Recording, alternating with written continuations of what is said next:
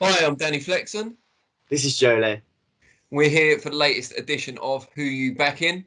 Our competitive contest has been going for quite a while now. It's usually draft style. But Yeah. when you hear this week's topic, not only will you be excited, but you'll realise why we haven't gone with a draft exercise this week. And Joe, do you want to introduce it and tell everyone what we're going to be discussing or debating? Yeah, we're going to be talking about the Kingpin division, the heavyweights, and we're going to be talking about AJ versus Fury, who's had the best opponents. Yeah, this is best opponents and the best victories, I Yeah. suppose. And this is something that's been sparked by some recent comments from AJ himself, managing to get into controversy without actually trying to. Yeah. Talking about how he doesn't feel Fury, and I haven't got the exact words, but something like he hasn't been in deep waters enough, or he hasn't been tested enough to see what his resilience or his quality is like. AJ's point being that when Fury's achieved great victories in his career, he hasn't really followed up. There hasn't really been momentum behind him. He's achieved what he's achieved in single fights rather than over a long period of time. AJ clearly feeling his resume is superior. I agree with him. I'm backing AJ today without a doubt. I think he's had more impressive, more imposing victories and certainly more spectacular KOs. I think 87% KO ratio. The only thing for me with AJ is he going to turn to a points guy? Being that obviously in his Andy Ruiz, it was a points decision. Then Joseph Parker didn't let him impose his real, knockout ability, which he was doing to everyone else before that. Yeah, see, AJ's exciting. He'll always be the more exciting fighter, Yeah, disregarding, not disregarding, sorry, Fury's last performance against Wilder, which was yeah, very entertaining. yeah, But that's because Fury's a lot better in terms of defense and controlling the pace and tight manner of a fight. I Um, think. go on. Yeah, I think that's what it's all about. Who do you and what do you think as a boxing fan? Do you prefer someone who goes for the KO but sometimes might get caught, or that points guy, that hit and not get hit guy? It's all about. I wish we had the votes to the poll today, but it's all about what you prefer as a fan. And I just sometimes think, yeah, it might be more risky, and it showed against Andrew Ruiz for the first fight against AJ. But as a fan, I think. When you're in a fight, the aim is to always, and it should be always, to knock someone out. I think you've got to look at how they approach the rematches they've had, Mhm. particularly the most recent ones. And AJ got destroyed, I think it's fair to say, by Andy Ruiz, and came back and did really well. Like he showed real guts to get back in with him, stuck to a game plan, but he was very much safety first. Mhm. Tyson Fury drew with Deontay Wilder in their first fight, got knocked down twice very heavily the Yeah. second time. And instead of going into a shell and trying to kind of pick and peck in the Mm. return, he decided to go on the front foot, take the fight to the most dangerous puncher of his generation, and Yeah. got the job done in spectacular fashion. And I think, they both show character in how they've returned from their one a defeat, one a draw. But I think Fury showed more character, if anything, by having the courage to go against type. But you've got to bring it back to the level of opponents Fury's had. So he's fought Wilder and he's fought Klitschko, and he looked great in all three of them.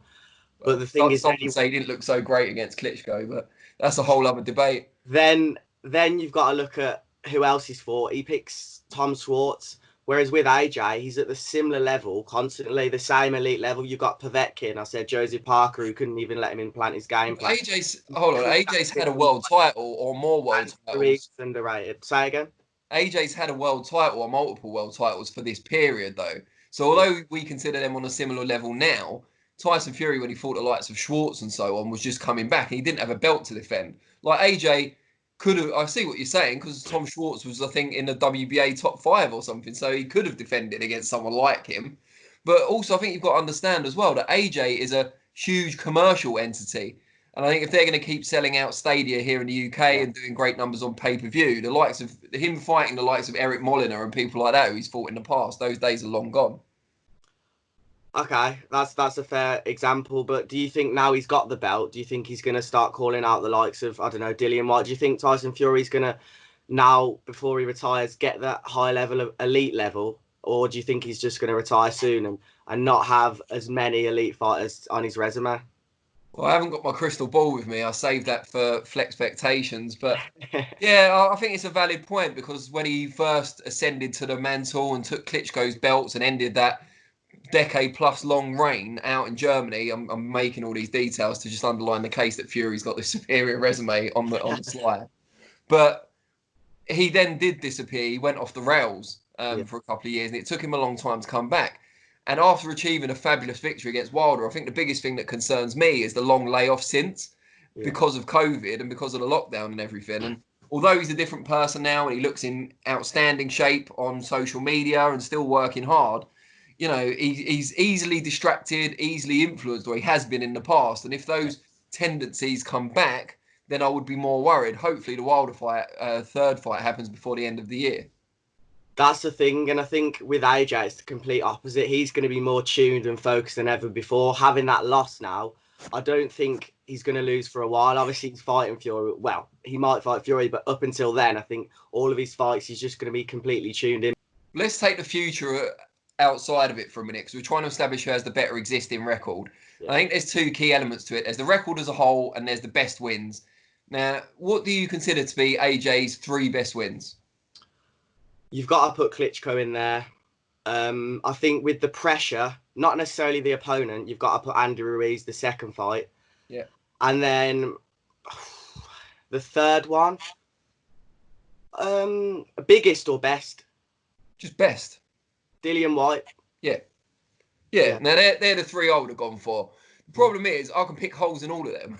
All right, so let's go. Lucky you agreed on the 3 best wins. But yeah, Dillian White rocked him badly in the second round, but did a good job getting him out of there. And what White's gone on to achieve only elevates. Fury's never been rocked before. We'll get to Fury. he'll have his time. But so AJ, and what Dillian White's gone on to achieve only underlines the achievement AJ did in stopping him. Klitschko, he fought a faded Klitschko, who'd been out of the ring for ages and still nearly lost, had him rocking and rolling for, a round and a half before he came out of his haze. And luckily, it wasn't the Klitschko of old, who was a much better finisher. Fury had already beaten a Klitschko who probably still wasn't prime, but was closer to his prime than the one AJ defeated. And Andy Ruiz, great to come back, showed great character, stuck to a game plan, boxed in a way we hadn't seen him before. All boxes tick there. But if you're taking that into account in comparing records, you have to take the defeat into account as well. And he was beaten comprehensively by Ruiz in the first fight, and Fury's never been beaten. Yeah, of course, that is something that I can't deny, and I can't say that's on your side. But one thing you said earlier, and you need to pick out, is you saying about how the Tom Schwartz and Otto Wallin was sort of still a tune-up fight, but he'd had fought Deontay Wilder already, and most people thought he won. Surely he was tuned up enough after fighting the heavyweight champion. Yeah, I agree, but I think one of the things is he signed that deal, didn't he, with ESPN after the first Wilder fight, and I think it probably seemed like they knew the second Wilder fight was going to be a year away, and they needed to keep him busy, keep him exposed to the US audience, but against someone's fighters who weren't likely to beat him. Wilder had Brazil and Ortiz. I can't argue of opponents. Luckily, we're not arguing kind of Wilder against Fury. No, it's a very good point. He had a much tougher road to the rematch than Fury did. I can't argue that at all. And we talked about best wins. I would say Fury's 3 best wins are Klitschko, near prime, Wilder, in his prime, never been beaten, and totally annihilated him.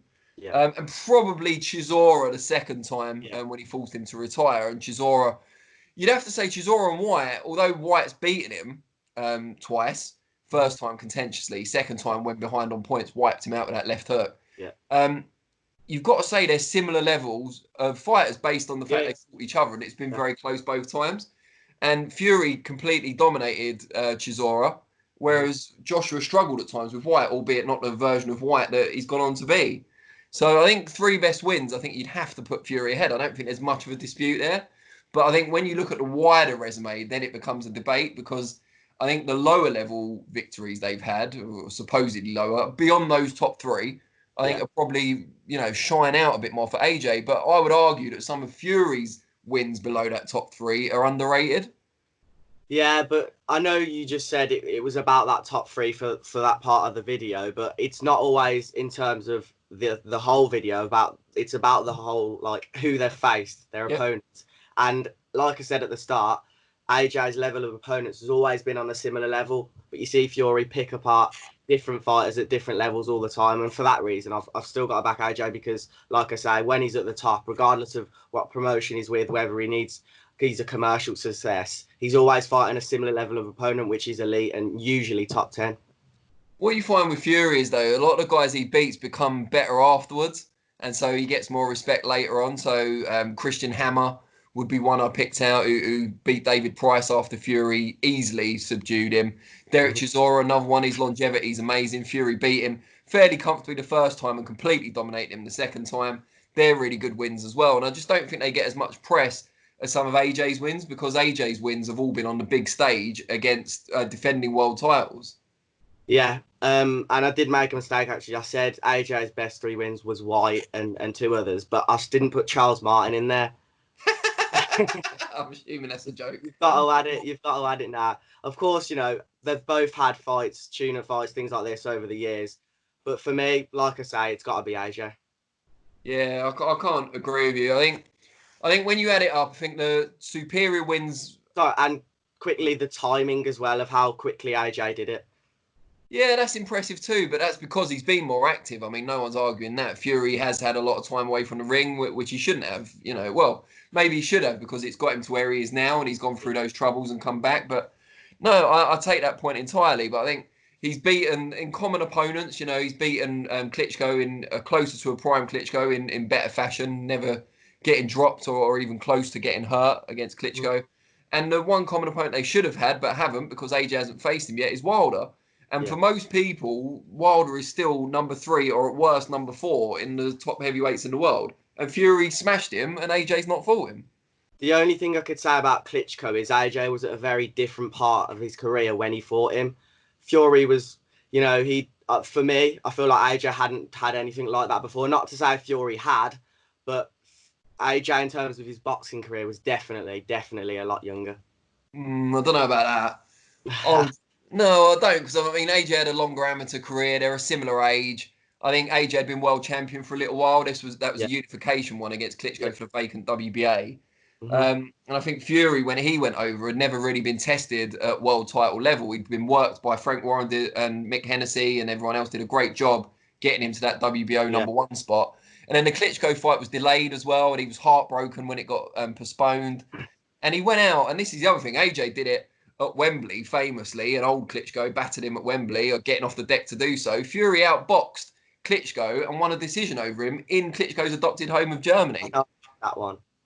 Fury owns like the 2 best British wins on away soil of the last 20 years. Yeah. Over Wilder and over Klitschko. So best wins definitely better. I think it's more of an even debate when you look at the resume as a whole, but I do think some of Fury's wins are underrated. Yeah, and just to finish it off on my side, I've just got to say, as much as they are similar age, you're right, but in terms of the boxing career, there's a lot that isn't the same. You look at Fury, he's talking about retiring soon. I know his dad talked about retiring after the Wilder fight. I don't think that's obviously not going to happen.